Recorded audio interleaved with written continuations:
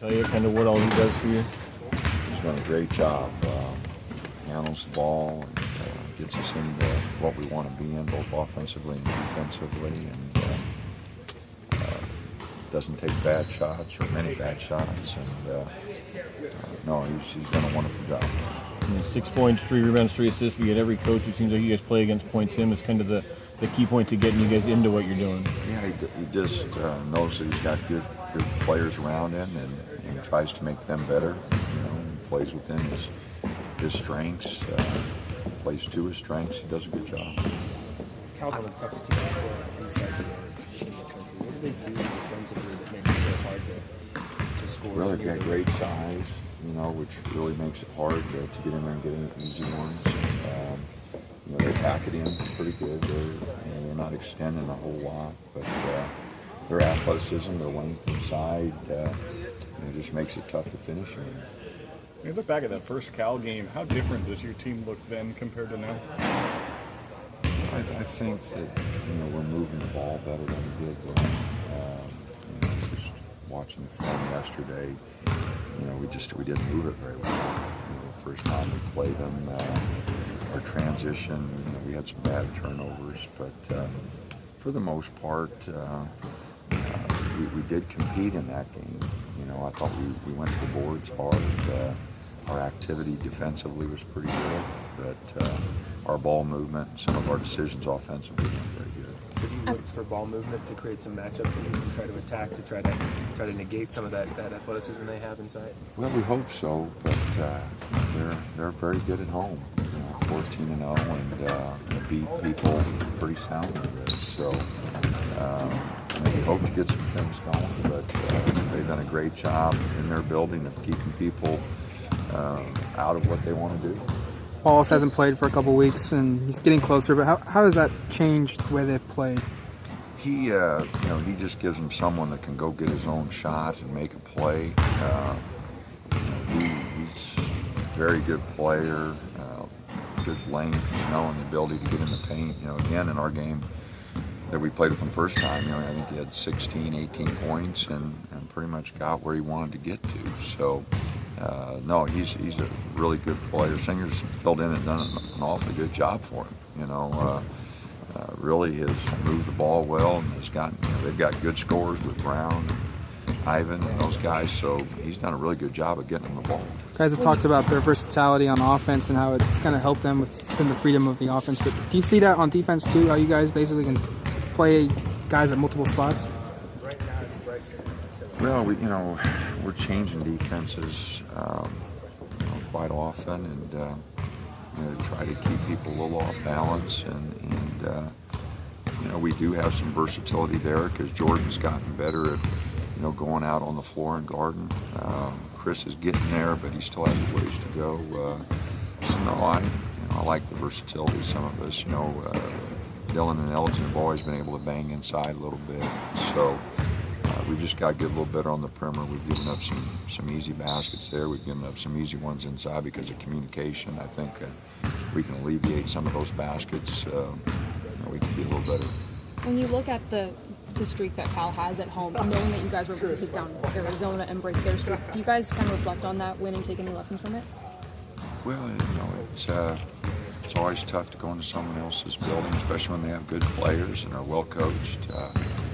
But we went into Utah and played pretty good. We went into Arizona and played pretty good. So some of our road performances here of late have been a little better, especially some of the early ones we were really disappointed in. So we have played better on the road. So now it's just a case of our guys getting ready.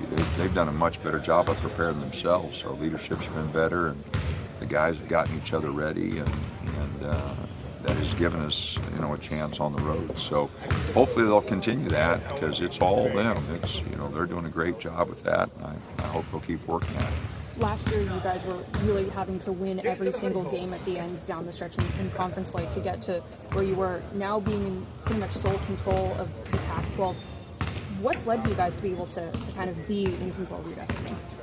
Well, yes and no. We are and we aren't. There's still so many teams within striking distance, and we do have 4 very difficult road games. So we've still got to tough stretch. We are in the lead at this point in the season, but as I've mentioned a couple times, you've got Utah and Arizona sitting there with 5 home games left, and with the potential to have a big run here to finish the season. So, we're just going to have to keep playing. I hope our guys keep the edge, because that's how we've been able to win a few games, is because we've had a little bit of an edge. And you lose that edge, and those games can swing pretty quickly. And as I've said on a number of occasions, one bad weekend in our league, and everything evens out pretty quickly. We don't go to the Bay Area and play really good basketball. We won't be successful. And even if we do play really well, there's no guarantees that we're going to get it done. So we're going to have to play well, and we're going to have to make plays for each other, and hopefully take them out of what they want to do. With how much talent Cal brought in this year, paired with a couple of returning guys, a lot of people think they've maybe even underperformed this year, about 500 or so in the conference. What would you say to that? Oh, I don't think that's fair. Obviously, they've won all their home games. They've come up a little short on the road, which is typical when you have, you're counting on freshmen. You lose a player of Wallace's caliber. So that's not a fair statement. I think they're very talented.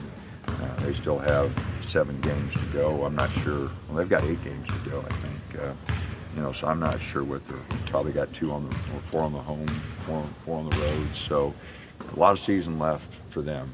And they get Wallace back at some point in time, and they become a different team. So, those injuries are tough, and especially when you got a player that, with his capabilities and his experience, it's tough. Fred Jones has experience winning the conference title here. What's it been like having him start this year? Oh, it's been great. Fred's done a great job. It's been great having him around. He's been at all the practices. He does a great job. You got a lot of guys back from the first time since you've been coach. You haven't had to hear that Oregon hasn't swept the Bay Area in 30 some odd years. A lot of guys who are part of that. Can that sort of carry you go into these gyms that you guys got something done last year that hadn't been done? Well, I think it's better off if we don't know. When we went into Stanford our first year and won there, and Jerry, was so emotional afterwards. I asked him what it was. I said, "We haven't won here in 25 years, and so I said, well, I'm sure glad I didn't know that before the game." But no, it's always been a tough swing because they've had good teams. Stanford's been good, Cal's been good. Mike did such a good job there at Cal.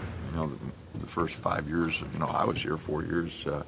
Heck, we couldn't get him, and so it's a tough road swing, and with Cal being 14-0 at home, and I think Stanford's 9-4, 10-3, 10-5, whatever they are at home. So going on the road's tough, and we'll have to play awfully well, and not much time.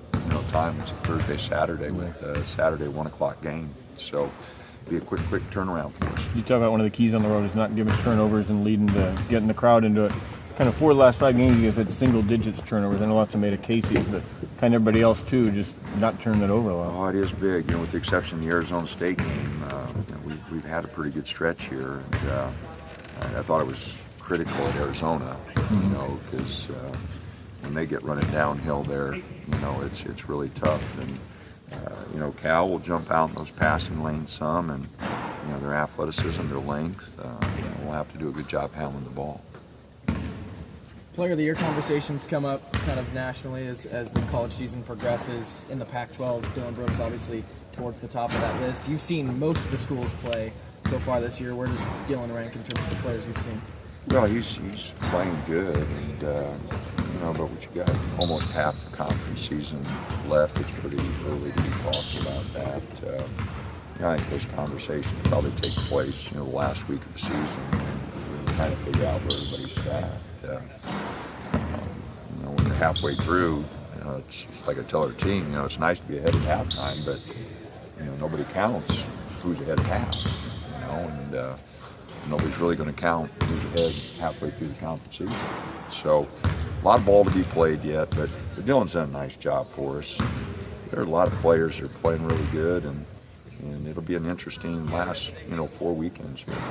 There's a lot of basketball to be played. There's going to be a lot of ups and downs here the last 4 weeks. This is another projection question.